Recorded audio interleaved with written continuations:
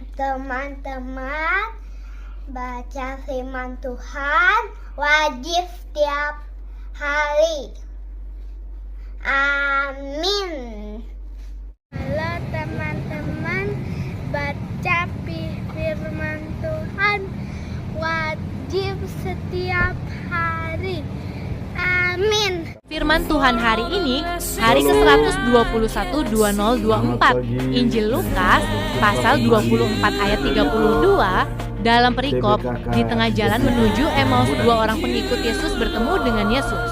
Pada hari ini, hari yang ke-121 tahun 2024, kita baca firman Tuhan yang diambil dari Amanat AKBP,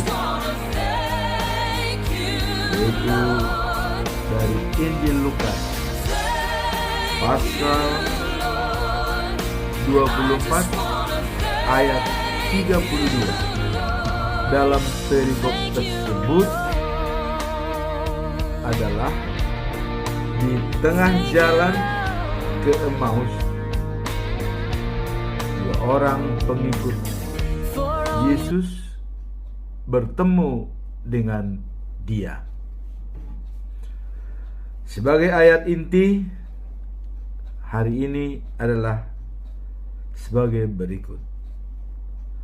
Kata mereka seorang kepada yang lain, "Bukankah hati kita berkobar-kobar ketika berbicara dengan kita di tengah jalan,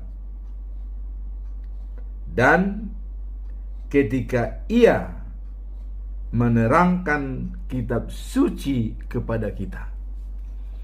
Inilah pernyataan daripada dua pengikut Tuhan Yesus yang berjalan dari Yerusalem menuju desa Emmaus. Nah, pada saat itu hari ketiga setelah kematian Tuhan Yesus, mereka berjalan dan membicarakan apa yang terjadi, bahwa Tuhan Yesus dikubur, ya, dan mereka tidak tahu, bahkan lagi ramai diperbincangkan Tuhan Yesus bangkit, bahkan ada yang bilang hilang, ya, siapa yang pencurinya. Nah, pada saat mereka bercakap-cakap membicarakan tentang kematian Tuhan Yesus, datanglah Tuhan Yesus di tengah-tengah mereka, berjalan bersama-sama, ya. Nah, jadi berjalan bersama-sama dengan dua pengikut Tuhan Yesus, yaitu Kleopas dan kawannya. Lantas Yesus berkata, "Apa yang kalian bicarakan di tengah jalan ini?" Jadi Yesus memang mencoba mengorek dan melihat hati mereka. Apakah mereka ini memang sadar atau tidak apa kata-kata Tuhan Yesus sebelum Dia disalibkan. Mereka berhenti dengan muka sedih. Jadi dengan kesedihan mereka menunjukkan kepada Yesus, ya. Lalu Kleopas bertanya, ya, "Apakah Bapakkah satu-satunya orang asing di Yerusalem yang tidak tahu peristiwa yang terjadi di sana akhir-akhir ini?" Jadi seolah mereka menganggap Yesus itu orang asing. Karena mengapa Yesus bertanya tentang apa yang mereka bicarakan? Berarti seolah-olah Yesus tidak tahu peristiwa tersebut dengan kematian Tuhan Yesus di Yerusalem. Nah, itulah pertanyaan mereka. Apakah Bapak seorang asing yang tidak tahu apa yang terjadi di sana? Kira-kira begitu, ya. Nah, Yesus bertanya lagi, ya, dengan peristiwa apa? Tanya Yesus, ya.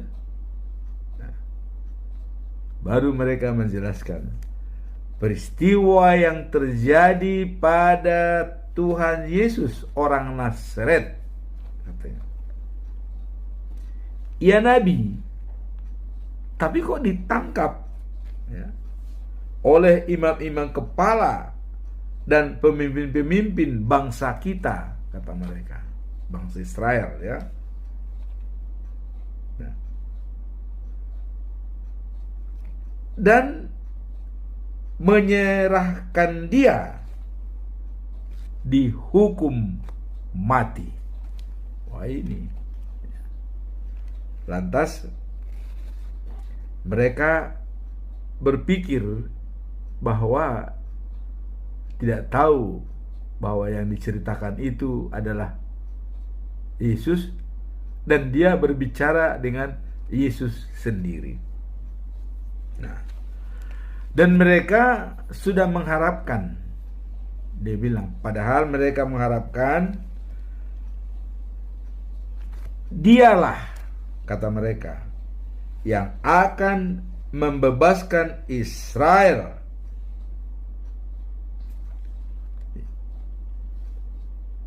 dari segala macam-macam gangguan.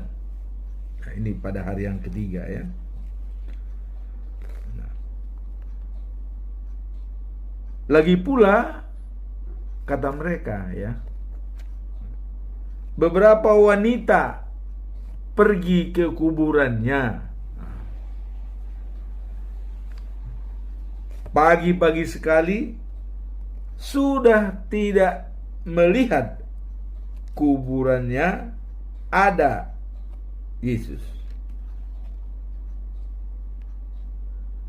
Dan mereka tahu kalau wanita itu waktu pagi-pagi pergi ke kuburan Tuhan Yesus bertemu dengan malaikat, dan dia bilang Yesus hidup.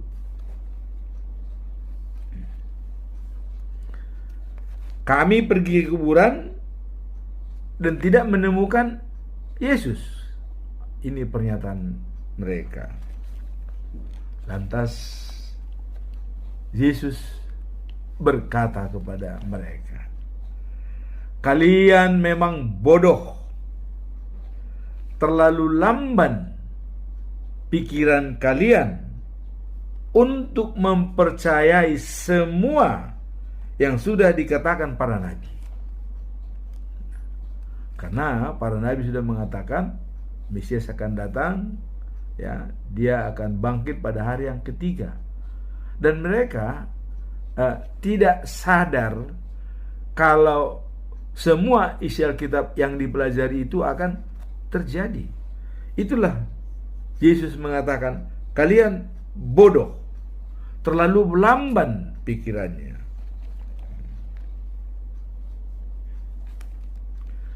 Kemudian Yesus berkata kepada mereka, bukankah Raja Penyelamat harus mengalami dahulu penderitaan itu baru mencapai kemuliaannya? Jadi dialami dulu penderitaan itu supaya dia beroleh hidup yang kekal. Karena manusia di dunia ini pasti mati. Tidak ada yang tidak mati, ya. Nah, tapi setelah mati, apakah manusia yang mati ini bangkit kembali? Nah, inilah yang dicontohkan oleh Tuhan Yesus. Dikatakan dia akan menderita lebih dulu, ya, untuk menunjukkan bahwa dia akan bangkit. Nah, sehingga semua orang tidak mengalami ketakutan apabila menghadapi kematian. Ya.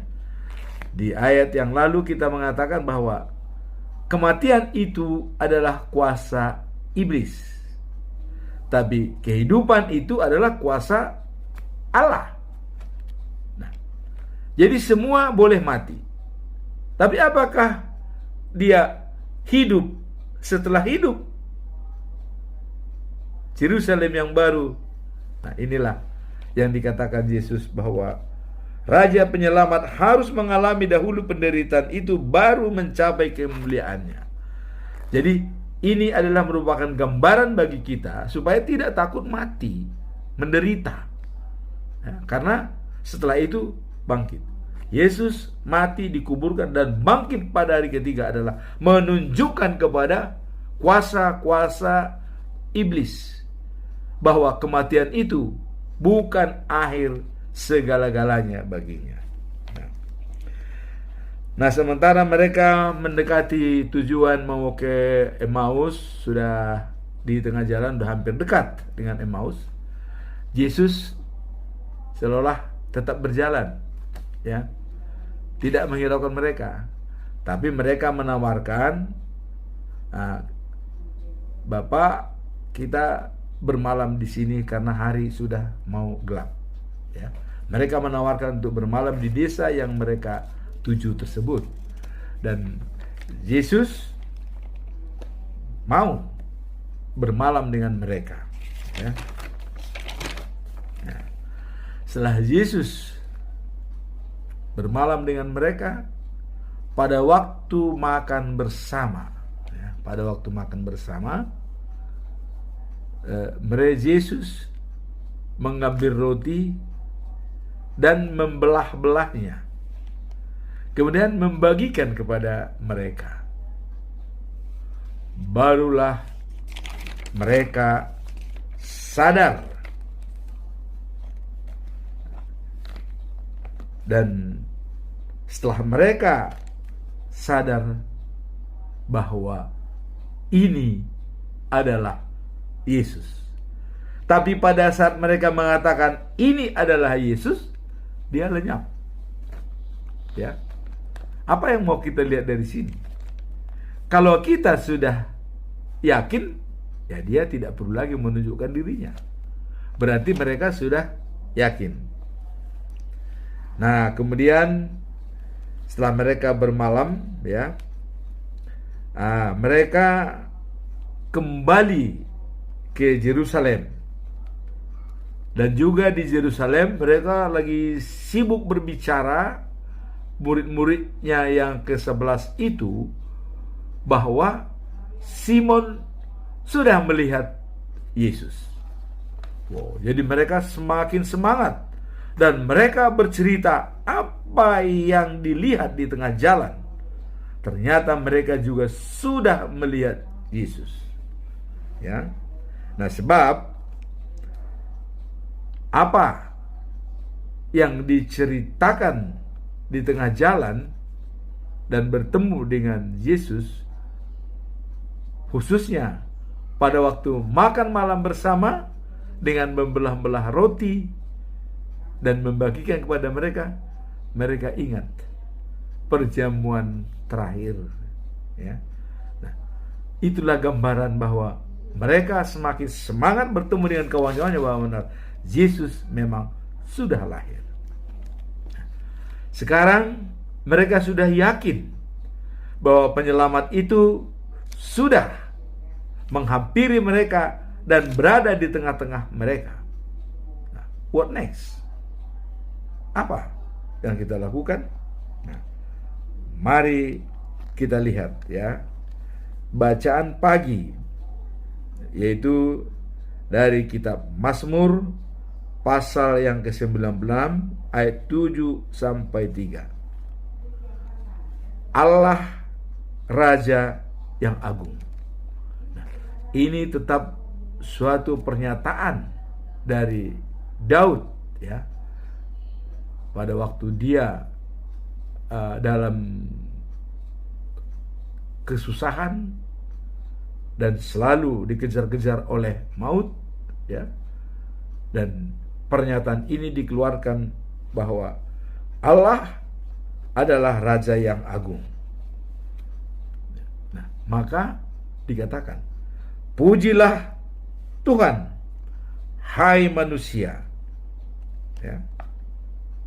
Agungkanlah namanya.